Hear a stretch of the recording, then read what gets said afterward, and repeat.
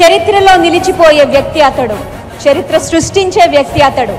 అంతర్జాతీయ కీర్తి ఉన్న నాయకుడు అతడు. అందరికీ అందుబాటులో ఉండే నాయకుడు అతడే. వయస్సు 7-10 దాటినా అభివృద్ధికై పరుగులు పెట్టే 25 ఏళ్ల పిల్లాడు అతడు. జనహితమే ఆయన అభిమతం. జనం కోసం ఆయన ఎల్లప్పుడూ సంసిద్ధం.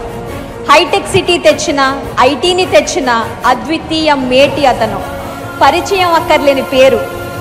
ఆయన పాలనలో రాష్ట్రమే అభివృద్ధితో అలరారు.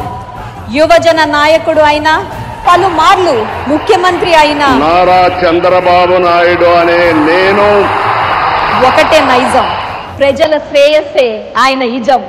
P4తో పేదల జీవితాలను మార్చే కార్యశీలకుడు అతడు. పైన దేవతల కోసం రాజధాని నిర్మించాడు ఆ ఇంద్రుడు. ఇక్కడ ప్రజల కోసం రాజధాని నిర్మిస్తున్నాడు ఈ చంద్రుడు.